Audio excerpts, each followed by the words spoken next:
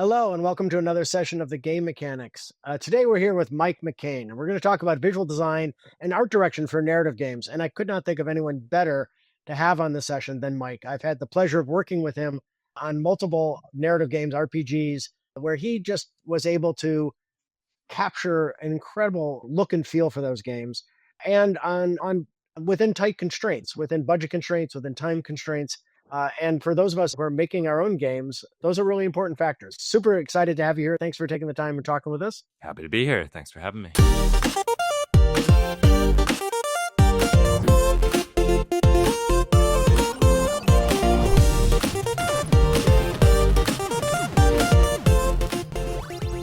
All right, well, let's maybe start at the very beginning, which is you've come up with this game idea, and now you're thinking about what does it look like on screen.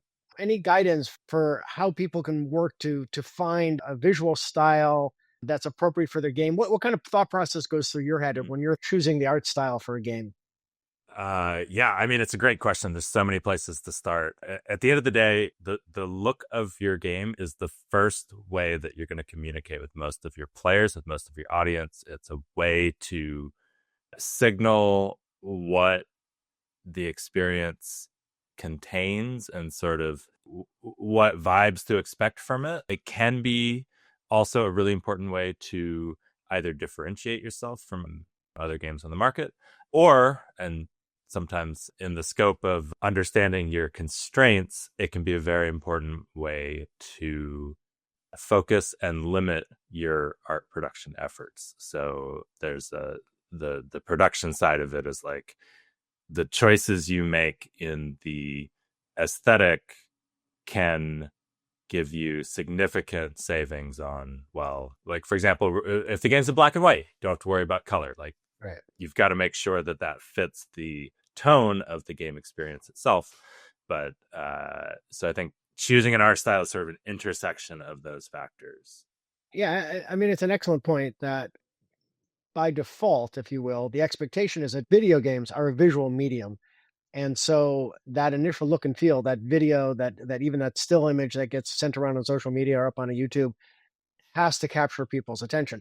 Unless I think you very intentionally from the beginning send the message that this is not about visuals. I mean, you could do like a hyper simple kind of graphic approach or a text only approach, or intentionally adopt like a very retro style to be able to send a message to the players to set expectations. Yes, I think setting expectations is exactly right. And it can still be, it's all part of like how do visuals factor into the overall experience, and am I going to get the experience that I thought I was going to get? So it can be, It can exist on a spectrum of like, it's about the visuals or not, but it's like when I'm playing it, how much is immersion a part of it? How much is weird and exciting design or the retro vibe, for example? That's still very much a mood if that's appropriate for the type of story and narrative at hand. It's all holistic. Yeah, it is all holistic. I completely agree, and that extends past story right into mechanics, because if you've started to really settle on the mechanics of your game, those mechanics may have requirements in terms of a certain amount of fidelity or lack of fidelity from your graphics, right? From your visual presentation. And so ideally it's like finding that merging point between the game mechanics, the story, and the visuals. They all need to work together and support each other, right? As similarly, your story could explain why your graphics are really simplistic or non-existent. It's interesting to find those points, and especially for beginning projects and low budget projects, that's where a lot of the creativity comes in, right? It's kind of easy to visualize. Oh, it's photoreal and it's got all this incredible fidelity. Mm-hmm. That's easy to visualize, impossible to realize. That creative process of trying to figure out what is the minimum I can do. Minimum is a great word. I'm always looking for how do we do less, and I know we've been on that journey several times together. But I think what it comes down to, somebody was saying this to me recently, that whatever you're making, you've got table stakes work. And you sort of have to get through the table stakes work, or you have to understand how that work is done to get to the meat, like the secret sauce or the core of the experience you're trying to provide to the player it's easy to get yourself in a position, especially with art, where there is a lot of table stakes work to do. There's so much, and you actually, you will just be up against it to meet the table stakes work. Yeah.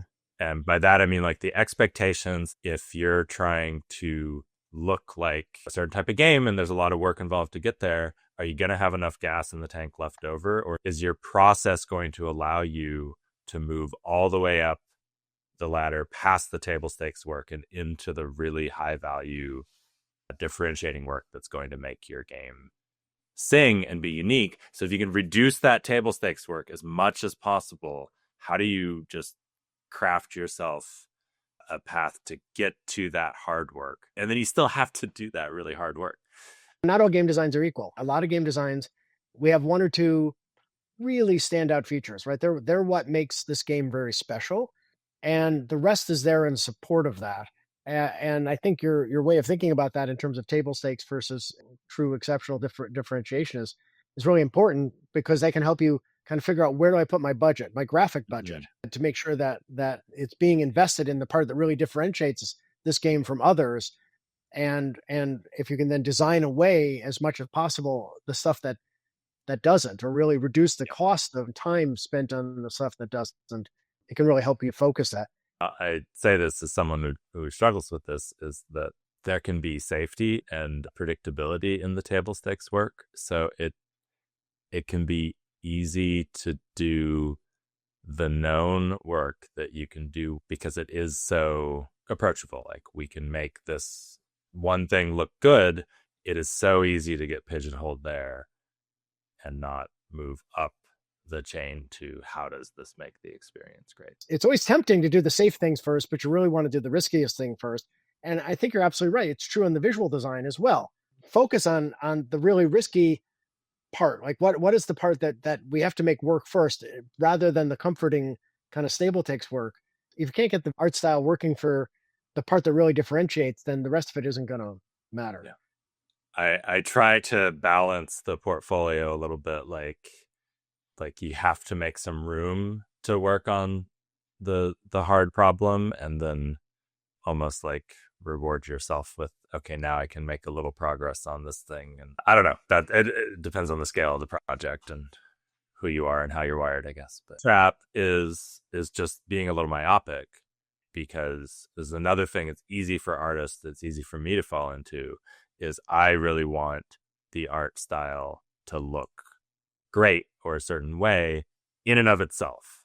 And now I'm pursuing the goal of, how do I make the coolest image, or the best possible version of this environment I can make. And it's like, you do want that. And especially on a larger team, like, you want that from everybody, just trying to craft the best thing that they can. That's a good energy. But especially indie, especially early on in a project, you have to temper that with, how are these parts contributing to the whole, and making sure that you're not putting a myopic focus on quality that's actually not feeding back into the whole, or is distracting from it even. Shadowrun Returns, when it started, was a pretty small scale, low budget project. How did you explore finding the look and feel for that game?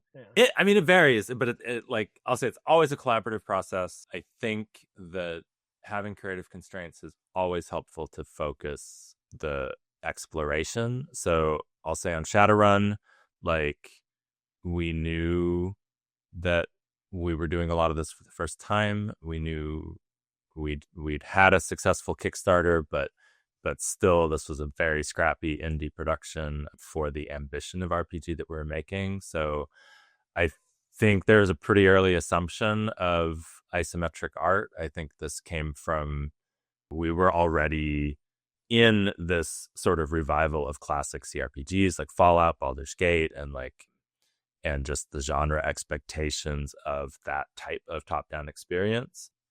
So I think we pretty much had that assumption out of the gate. And I'm calling that out as a helpful constraint, because immediately our problem space was not, what are all the different ways that we could represent this game on screen? Our problem space was, well, it's going to look like a It's kind of classic isometric game. It's going to be tile based because we already know how our design pipeline is going to work more or less.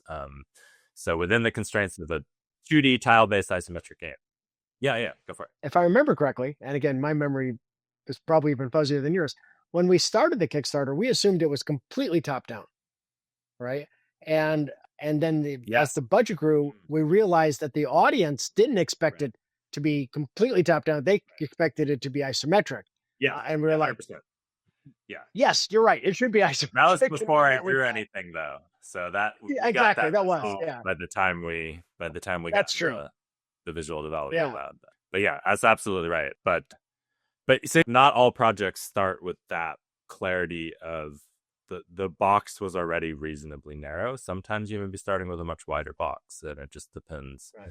Looking for ways to narrow the box, I think, is a really helpful mindset, and it doesn't have to be permanent. So I think one of the ways that I feel my way through, because I really do feel like a lot of it's just trial and error and just trying to throw experiments at the wall and test and validate and see how other people react and see how I feel about it, see what I'm seeing out in the world. And it's like, I'm usually just trying to optimize for how many experiments can I run over time. But testing different constraints is a helpful way to think about it. Like, what if we impose these constraints on ourselves? Then what would the art style be?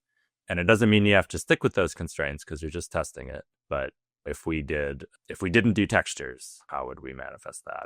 Or Shadowrun, okay, what if it was a top-down game? Like, what would that be? And so it's sort of starting from, what's the constraint? What do we gain from the constraint? What's the production saving of the constraint? Or what does the audience typically associate with that constraint? And then within that narrower box, what are the design choices that are interesting to make, and just drawing it. In many projects, right, the next step would be maybe assembling like a mood board, pulling together things from lots of other different properties and so on. Here with Shadowrun, which was at that point a 30-year-old game, the mood board could be pulled almost exclusively from the thousands of pieces of art and almost as many different ways of visualizing the universe, because it had been drawn by so many artists and so many mediums that there was this plethora of options to go with. But whatever the project is, you want to pull reference material together first. It's not even just like, you can pull inspiration from anything, and it really depends on the project. But it's like, in that example, there's a lot of very literal reference to pull from people that have already imagined this world. Even on Shadowrun, like I was pulling as much sort of real life reference as I could. I remember going down to the market and just taking photos. And I don't remember if I went to Taipei right during that period, but I think it was right in there someplace. I remember that. Yeah. Like I grew up going over there. And so obviously, like, tackling a cyberpunk setting and just looking for, like, it's almost like the visual language of how elements intersect in a very dense urban environment.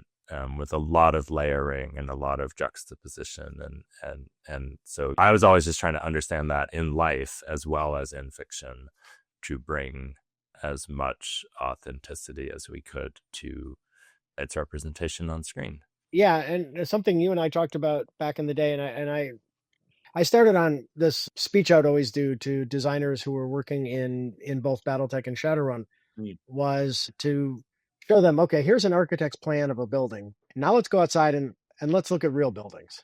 Right. And real buildings never look like architects' plans. Right. There's always all this extra shit that got added over the years. They forgot to do this. They added this didn't work. They redid this. And so it's that layering of life on structures that really makes them feel different, that makes them feel lived in. And especially for, in this case, both BattleTech and Shadowrun, they're very lived in worlds. It's not a Star Trek. I mean, that was the thing I always used to say about Star Trek versus Star Wars. Star Trek is an architect's world. Star Wars is a lived in world. And I think ours were very lived in worlds.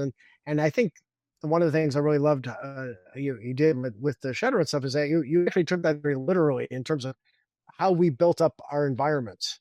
They really actually were layered like that, where you were adding layers of kind of lived in, anything from piping and cracks and watershed and so on top of it. Yeah, that layering was huge. We had an amazing environment art team. And I do think there was a lot of momentum and just sort of like, let's do it, let's get the next thing on screen. And I think that can be a really important element too, like that there's a lot to consider in designing a style, and sometimes you just have to take some next steps and then keep on evaluating, but evaluate forward.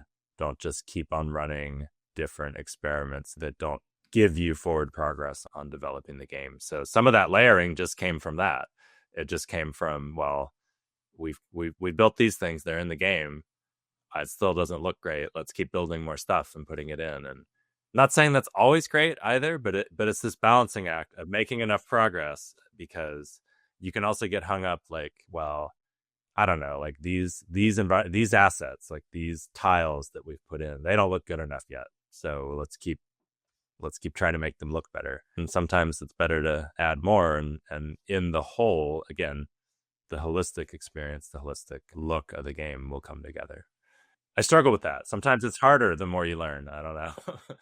Maybe that's getting a little too philosophical for a class here, but I want to go back and just kind of maybe be a little bit more thinking about flow in an abstract state for getting up a small indie game, right? So we've got our mechanics. We have an idea of what we want our mechanics to be.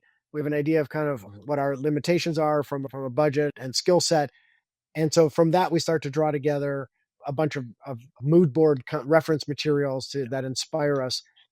I think then would it be fair to say that probably the next step to do is to paint it or build it outside of your engine, just in whatever tools are easiest for you to do, but that simulates your perspective on the game. So it's kind of a mock-up of a still image of the game, and work there first before you try to actually build a pipeline and put things through the pipeline. I think it depends. I think that's a traditional approach, and I think often that's the right way. I'll just caveat, I think team size and type of game and your sort of goals for the project can affect your decision making a lot. So I'm a little bit of a chaos agent because I've never had a consistent approach to this stuff over the years. I'm always trying to understand what's the most effective next step I can take based on the context that is in front of me.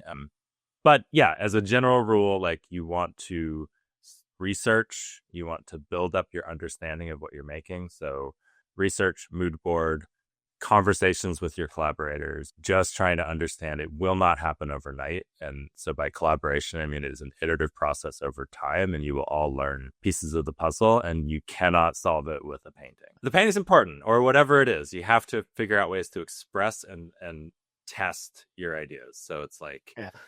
Sometimes maybe the easiest way is an engine. Like, let's say you've already got an environment you've worked in on a previous game, or you've got that knowledge, and you gain a lot of immediacy if you're able to just put it directly in the environment that is meant to be experienced.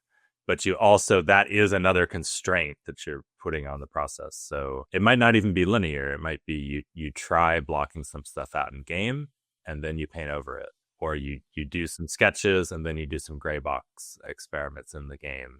As long as it gets you closer to a shared understanding, you're making progress. Often in an ideal world, you've got kind of gray boxing going on from a design standpoint. So you're actually getting some better sense of what kind of environments do we need and how dense do they need to be. And so you're starting to get feedback from the gameplay that then goes into the visualization. And that's going to be an iterative loop. I don't know if it's universal, but it's damn near universal, which is don't go build the whole game until you've got part of the game working really well. That concept of vertical slice, the idea of a small section of the game built at something that really delivers the game's promise. It doesn't necessarily need to have every polished button on it, but there needs to be enough fidelity that the immersion is what you're looking for, the feedback is what you're looking for, and the gameplay mechanics and storytelling are what you're looking for, because that then gives you much better guidance on what the rest of the content needs to be. You want to be building on a solid foundation, and the more you build, the more expensive it gets to change foundational assumptions about art style, anything. Another consideration that I think is really important early on is to understand what are the visual heroes of the scene, right? And making sure that they pop. because Mhm. in reality, like reality is really busy, and things don't pop out. It's really easy to lose track of what's important in an actually dense scene. For a player, that's not what you want. You want their eyes drawn to specific heroes, whether that's the characters, the enemies, pieces of the environment. I think understanding and being kind of deliberate about visual priority is an important part of all those aspects to make sure that the player's eye is drawn where you want it to be. You're guiding the player through your experience, and that's our job as artists, is to put contrast in the space and to let you think about this and not this, or put you in the right emotional mindset to experience whatever's next. We collaborate with music on that a lot. And then on the production side, it's also hero moments versus connective tissue. Different games have different amounts of, like, that proportion changes depending on the type of game, but most games have some amount of connective tissue or reuse or modularity that's important to consider in your art, where you may be doing bespoke concept design for the big set piece, but then you may also need to reuse parts of what you've designed, or you may need to design a more modular kit of assets that you can fill out a lot more design space with, because you're not just making a pretty picture, you're collaborating with designers who are building and iterating on a gameplay flow. And if they need a lot of space and corridors and whatever design needs, it's not fixed. It will change based on testing. It'll change just in the natural ebb and flow of making the game. So as an artist, it's important to understand, where am I in control of the canvas? Like, this is a vista where I'm supposed to paint the vista, and let's try to make it look very bespoke and like the artist intended. And then there's many other connective tissue parts of the game where the artist has to give the designers tools to build what they need to build. And then you come back in at the end and you sort of set dress it, and you make it more aesthetically interesting. But art didn't determine how wide the corridor was. Right. Right. How, like, what kind of building we were in. That came from the needs of gameplay. As you said, so much. I mean, again, it's all three legs of the table: design, art, sound, story. I guess there's four legs of the table. Maybe there's more. Come together to create that emotional response. But art has really, yeah, exactly. We build tables with any number of legs here. Yeah, but art carries a pretty heavy responsibility for emotional response, and that can come through wide varieties of things: color theory, shape theory, lighting, and immersion. I mean, there's so many tools in the toolkit. I'll say every artist I know who works differently, thinks about art and design differently. I'd say typically most visual artists I know tend to fall on more of the painter side or the designer side of art. So a visual designer will express themselves first through sketches and shape language, and like really understanding design at the architectural level, like why is something constructed this way? How do I make it believable? And you can, I think some of that's logical, but you can also convey a lot of emotion in just how shapes and spaces are constructed, right? Like that's so much of what goes into architecture, is just how humans respond to the space. And then on the other side, there's artists that's not necessarily start from painting, but that's sort of where they're focused more to try to create emotion. I've always been more on the painter side. This is color and light and sort of how you reflect mostly light. It's so much light, but it's like, how does that mood get created? Is it overcast? Is it dark? How are we controlling the exposure of the camera and the depth of field? And it's just like, there's so many tools you can play with. Maybe they're not in your toolkit for the art style, though. Again, coming back to, you're choosing sort of what's in the toolkit and what isn't. But as you said from the very beginning, like choosing which tools you're going to work with. Am I using a chainsaw or a scalpel, a paintbrush or a spray can, and then designing within the constraints of the tool set you've got. Being really old and remembering when we had to look up stuff in encyclopedias or go find magazines on subjects. I remember that. As a world designer, you're designing the whole world. And so you have to kind of embody, as you said, everything from an architect to a painter to a fashion designer, right? And when you're thinking about like character design, it is such a combination of what are they physically, what are they emotionally, and what are they wearing. And there's such great resources available, like fantastic 15-minute courses on the principles of fashion design or architectural space design, and being able to do, in evenings of research on these things and just trying to pick up the core of them to help you in your design, I think are great resources to take advantage of.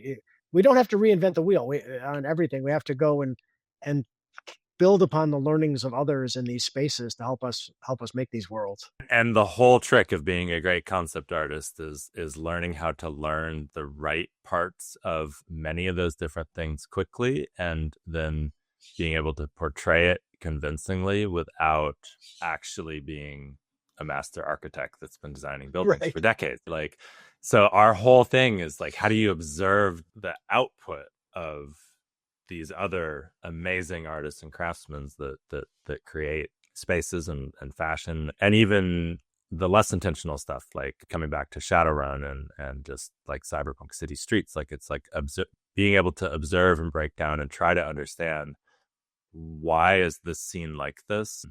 An example an art teacher of mine gave that I really like, because it's simple. It's like, streets are not flat. Like, you look at a street, the street's curved. It's curved because rain needs somewhere to run off. And just being able to sort of intuit those types of details quickly without getting hung up on them, but understanding how they add to the image. Because I don't necessarily need to understand the runoff thing, but I do need to understand that the road is curved and sort of notice that. And I find that, for me at least, the more I notice and understand it, it's the understanding that helps me bring it back into my art and help add authenticity to the image. Any artist, like, number one piece of advice is just observe all the time, practice observation, practice photography. Plein air painting is great. I love plein air painting because you have to sit and study what's going on. But you can also do this in your head. You're just waiting in a line, like, just study something, try to understand it, because the more you take in, the more you observe, the better you'll be able to put stuff that connects with other humans on the screen. I've also found actually theme park design to be a really rich place to pull learnings from. Dawn and I, my wife and I, would go and fill up notebooks as we wandered around the theme parks, looking at how they were designed. And one of their principles, Disney principles, I think it was called the Ouija's or whatever, but they wanted, when you were walking around Disneyland, there would always be, whichever way you looked, 3 peaks, 3 big things. Where it's like, oh, there's a castle over here, Under Mountain over there, Space Mountain over here. So there was 3 visual anchors to move towards, right? Yeah. And that's level design. I mean, that's just really good visual level design, right? So it's another really, really good place to go read about and steal from. Anybody designing 3D space for interaction, it's huge. I totally agree, especially like looking at specific ride design too, and how they take you through a ride, relatively linear experiences, whether it's a walking sim or a shooter. The principles of how do you guide the player through a space and make it an exciting ride that unfolds, it's exactly the same. Specifically in this case, we're really focusing on narrative games, and art style and environment design has a really big impact on the storytelling itself, right? Any thoughts in terms of people thinking about building their games and how they can use different environments, whether it's a 2D side scroller, a top down, isometric, in terms of how to use the environment itself to help tell the stories? Depends a lot on scope and context, but a general rule is just try to scope down and keep looking for simplifying the dependencies that are required to execute your narrative vision of the game. If you can communicate something simply and quickly, start with that. You can always make it better. You can always make it richer. But if you're starting from ground zero, like, here's how we're going to have the performance capture and the mocap. If you've got the funding for that, but it's like, no, just put a nice drawing of the character up. That will communicate a lot to the player about attitude and supports the writing. And then if your budget scales, you can always do more. You can do more acting. The more assumptions you have going in of how many things you have to do, again, you're going to have a harder time getting to the most important parts of the experience to really connect with the player. So focus on iterative work. It's good enough for now. Doesn't have to be good enough for forever. Start with the simplest solution and see what that gets you. And that's not an easy request, because simple is actually really hard. Really hard. So hard. Yeah. My wife Dawn, who I've worked with for 30 years, has always said, I've never encountered an idea that I couldn't make more complicated. And it's basically true, because complication is easier than simplicity. And so often I find that I don't start with the simplest idea. I have to grind it back down to a simple idea, right? Because my first try is always more complex than it should be, whether it's mechanically complex or visually complex, story complex. No matter what it is, like the first try is rarely the simplest. And so whittling it down is, I always use that great line, of which I attribute it to Mark Twain, even though I'm not sure it's really his, which was letter. I would write less. Yeah. Yeah. I mean, part of the paradox of it is you're trying to simplify your building blocks down as much as possible. You're trying to simplify your formula down as much as possible so that you can build something really complex with it. The simplicity of your formula is what allows you to build a complex end experience. And so it's difficult because you are trying to achieve complexity. Like it's a rich narrative experience when the player feels like it is deep and complex and considering all these different facets of the experience. And if it's a branching game, it's really responsive to what I'm thinking and what I want to try. But so complexity is the goal, but simplicity is the prerequisite. That's really well phrased, right? Your goal is to build deep, sophisticated, not necessarily complex, but deep and sophisticated and reactive, right? Environments and games and stories that really react to the player. But if your individual build, you and I have talked about this many times. In fact, we've actually physically used it in the office, which was Lego. I was like, because Lego, the individual blocks, you could not get more simple. But the complexity that can come from them, the incredible things you can build with it, is an excellent paradigm. Sometimes a really fast way to build your level design, right? Just sitting there with Lego blocks to get a quick level design is often really faster than doing it in tools, in software. So yeah, I think that's I think your phrase there, that it's the simplicity of the building blocks is what enables the complexity, the depth of the game. And that's a really good phrase. I love that. Well, thank you, Mike. This has been wonderful. Is any kind of closing comments or advice you have for people just starting on this journey? At least when it comes to game making, start small. Just explore, experiment, especially at an indie scale. Like there's a certain amount of listen to your gut. If a type of work is really not, either you aren't good at it or it's not fulfilling for you and you're just beating your head against it at the indie scale, that is an important and valid criteria. Listen to it. It is okay to figure out, how do you not do the thing that you absolutely hate? Sometimes that can lead you to clever, creative solutions that make the game stronger. And then as an artist, just always observe, always be taking in as much about the world as you can. And it doesn't matter if it's a fantasy game, sci-fi, it's all informed by our lived reality, because that's all any of us are living. So don't feel like just because you're not making a contemporary game, you don't need to look at the contemporary world. It's all a reflection of life. Even if you're trying to make something alien that's unfamiliar, well, what's unfamiliar? Well, you got to have a good understanding of what's familiar. So it's always I always lecture in my world building classes. You have to establish the mundane for your audience to understand the exotic, right? And so I think, excellent advice. Thank you again so much. Really appreciate you coming on to the Game Mechanic. Yeah, forward to talking to you again. Yeah. Thanks again. Awesome. Thanks, Jordan. Good to see you.